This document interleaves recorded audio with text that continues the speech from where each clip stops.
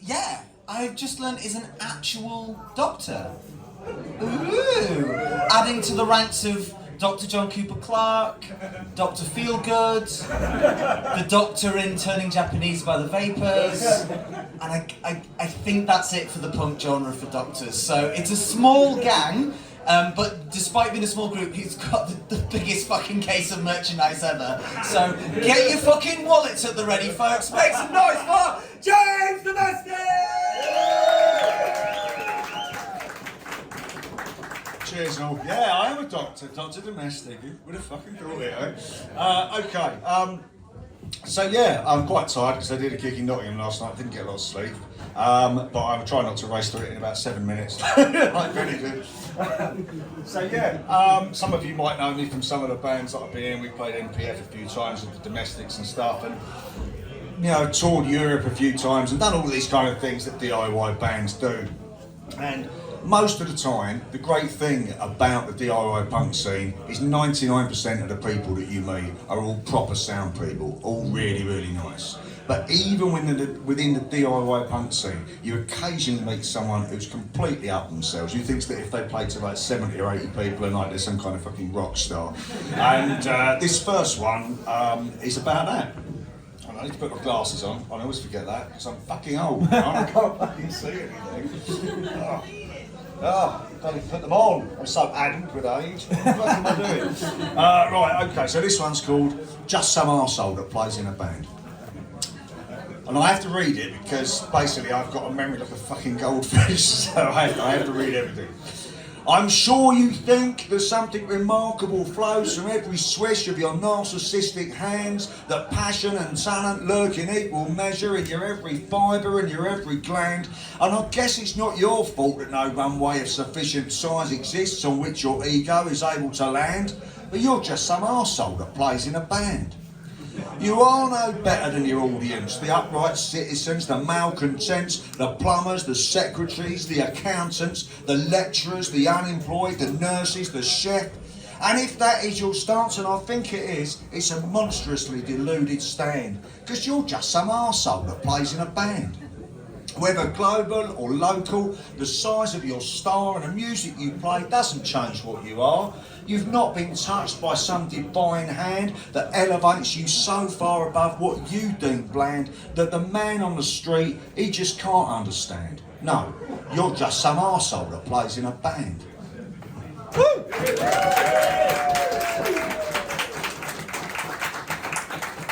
Cheers all. Anybody here get imposter syndrome? Do you know what? Everyone who gets imposter syndrome thinks they're the only one that gets it. And until you say it to a room of people, and then they all go, yeah, oh God, yeah, oh you as well, yeah, fucking hell. So yeah, this one's about, it's a little short one, just called Imposter, and it's about essentially feeling like you're someone you shouldn't really be.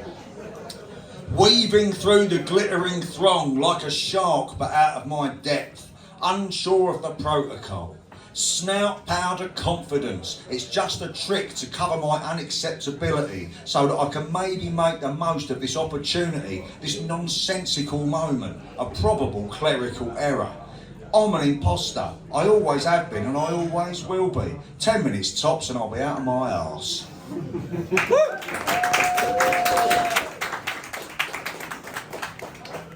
In a similar vein, this is, well, it's not, it doesn't sound like it'll be that similar once I get started, but it's also one about being somewhere where you think, what the fuck am I doing here? You know, it's one of those kind of moments. And it's called The Pensioner Orgy. Yeah, so it's essentially heading very much in that direction now, okay? Just to prime you. Okay, The Pensioner Orgy. A sea of chamois levers in the naughty naked nude, slipping all about on a tide of spilled lube. This one's for all those who came before me. I'm a fish out of water at the pensioner orgy.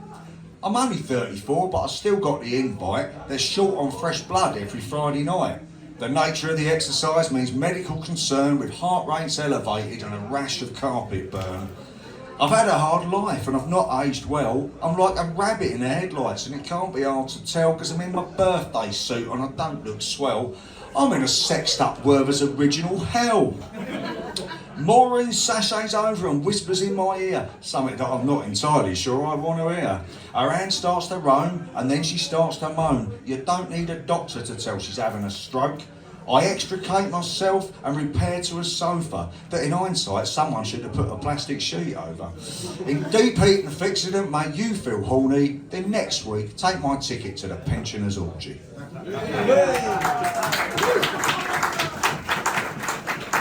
Yeah, I've got the measure of you lot. Okay, this one's for Benny because he's got a hangover. It's called It's Inevitable, and it's just about the inevitability and how basically our lives are often quite predictable, a series of quite predictable moments. Yeah, well, no, that's enough introduction for that one. It's called It's Inevitable. Like a shocking hangover from a quick midweek drink, like the realisation you're the weakest link, like a fridge full of rotten but well-intentioned vegetables, it's inevitable. Like a dog eyeing up an unguarded pork chop, like a crusty punk shouting fuck the cops, like your favourite jeans not being that stretchable, it's inevitable. Like a seagull dive bombing you for your chips, like Michael McIntyre getting on your tits, like an MP's position just not being tenable, it's inevitable. Like being stitched up in the really small print, like January being 4 weeks of skin, like this poem ending in the word inevitable.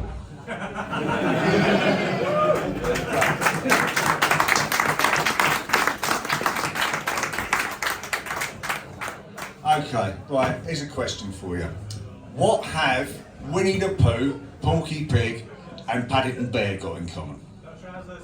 Somebody's seen a video about this, obviously. I have started doing that intro quite regularly. I knew eventually someone would go, I've seen the video, I know the answer to that. Last night, they hadn't seen the video. Fucking hell, we went for about 6 different options. No, honestly, say trousers, please. So this is really about working at home. Yeah, you can see where the connection is, can't you? Yeah. If you're in a Zoom meeting, nobody can see below, can they? You know, so I mean, I worked at home all through COVID, and as did a lot of people. And I'm not saying it was every day. I mean, I'm not weird, but I mean, you know, you don't always have to, you know, make much of an effort, do you? People can only see your head. Anyway, so. This one's called Homework, and it's very much about working at home. And if you work at home, you'll probably recognise some of this. Zoom it up, mate. Offices, passe. Hate your commute, give it a boot. Stay at home to do your job. No one will know that you're a slob. Blur the background in all meetings. Rehearse your repertoire of greetings. Food-stained joggers under desk. The whole place is a stinking mess. You can analyse that data. Maybe have a shower later. Give a presentation in your dressing gown, or maybe naked from waist down. It's okay to balance ledgers almost in the altogether. And why not try a system reboot, virtually in your birthday suit? Conduct an important interview while you're sitting on the loo. The candidate won't know at all that you're dropping kids off at the pool. It's filth, isn't it? Really? Dreadful stuff. You can instigate a procedural review whilst your bottom half's completely nude. Produce some tables and some charts. No one will know that you're bare-arsed. Work in your PJs, toil in your boxers. Here's a message from our sponsors. Being on site now seems absurd. Officers are for squares and nerds. It's the future, mark my words, and clothes are strictly for the birds.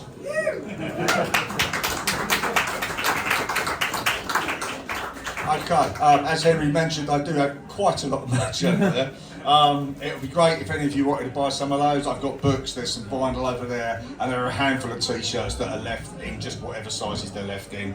Anything in that box is 10 quid, or any 3 things 25 quid. It'd be wicked if you bought some, but don't feel obliged, obviously.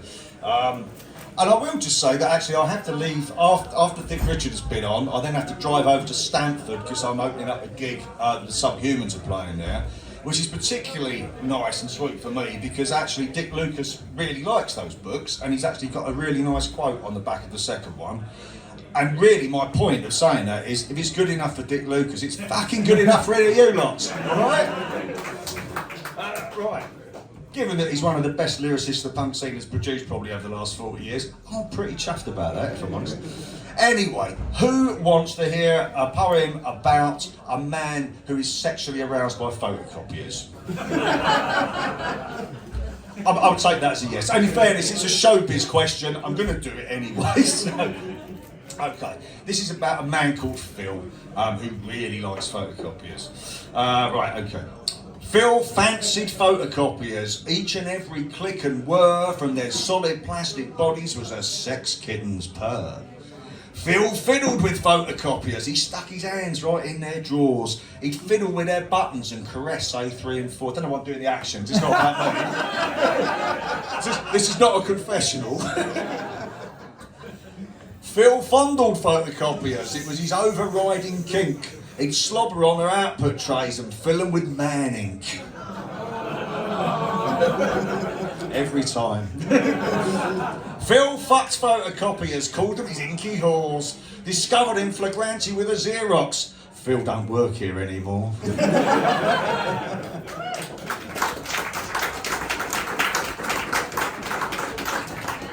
Okay, I'm gonna skip that one actually, I'll do this one instead. How am I doing for time, Henry? You have 8 minutes. 8 minutes, okay, yeah, I can do this one and then maybe one or two more. Okay, so this is a kind of about a phenomenon that really happened when Princess Diana died. And this kind of idea that everybody has to be grieving really obviously about someone they don't even know. You know, this whole idea that's kind of pushed by the media. Well, I'll say no more than that really, but it's really about these kind of lick-spittle, cap-doffing, flag-waving twats really. And it's called grief quotes. Lining the streets, waving your flags, brave the rain in your devotion. Keep up those tweets, can't be seen to lag in this contest of the emotions. It's performative grief, an ostentatious display. Snaps on your phone to remember the day someone that you've never met has died, and the media suggests that if you haven't cried, that you're some kind of monster. An unfeeling beast, a treasonous traitor, an evil spectre at the feast, spoiling your enjoyment of a lovely day out. What's that on the floor?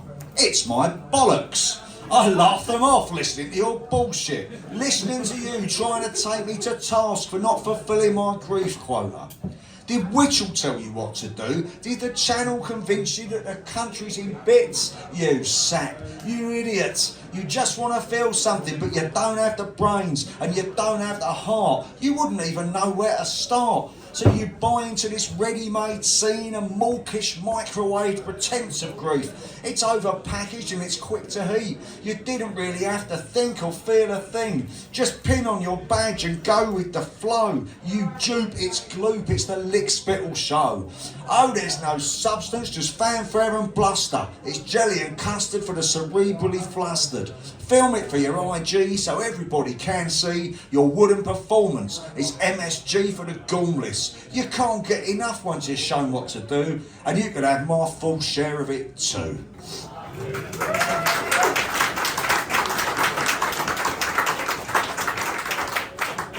Is as we've established earlier, early in the previous set, no Tories in here as far as I can tell. I don't give a fuck if there are really, but you know there are. So this is really about working class Tories and the fact that they're all clearly suffering from Stockholm syndrome. Okay, so this one's called Punch Yourself in the Face. Punch yourself in the face, give yourself a black eye, bloody your nose and split your lip. Punch yourself till you cry. Pull on some knuckle dusters and smash out a few of your teeth. Punch yourself puffy, bruise your visage. You won't leave the house for a week. Bugger yourself with the Daily Mail. Burn out your eyes with the sun. Strangle yourself with the Telegraph. Ain't it a barrel of fun?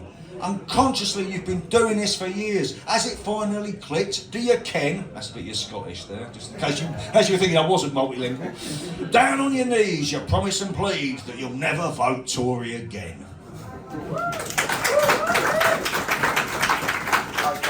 I think I've probably just about got time for two, so right, it's basically I can either do one about writing a CV with a load of old guff in it, or Do you all fancy shouting a really rude word at the end of a poem?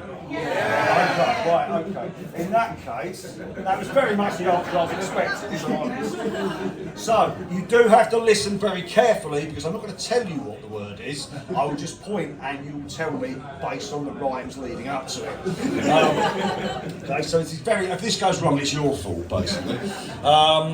Okay, so this is a true story actually to some degree. I joined this online Facebook group, a poetry group, and I read through their list of their rules about things you could post. It's so fucking depressing. I just unjoined almost immediately. So it's called Poets My Arse. I joined this online group for poetry and that. They had a massive page of rules that left me pretty flat. It said the admins wouldn't approve a post with profanity included. Poets censoring themselves, these people are deluded. Because profanity or swearing, however you want to brand it, is part of a rich lexicon that's constantly expanding. And what's so wrong with swearing? It's linguistic punctuation to signify surprise, alarm, anger or frustration. I'd set these prudes a little test. I'd post a poem every day, each one 20 verses long with one swear word tucked away. How thorough would the admins be? Would they spot my little ruse? Well, now I shall impart my research findings onto you. They thought the word piss completely remiss. And as for shit, they wouldn't have it. They had no truck with the word fuck. And there was one more word on which they would not take a punt. What do you think it was? You saved it, excellent.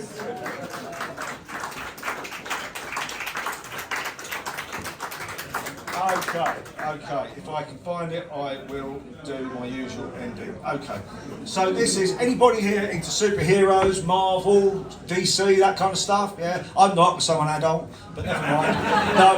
No, I am, generally, I do like that stuff, and that was just a cheap joke, honestly. So this is about superheroes, it's about a really bad superhero. It's also very much about me when I was probably like 18 to 25. I used to drink an awful lot and be a bit of a cunt. So it's called Arsehole Man. I'm no fun when I'm sober, but I'm an arsehole when I'm drunk, and I awake, mashed body, mashed brain, mashed soul, knowing that I did all those shitty things just like I always do.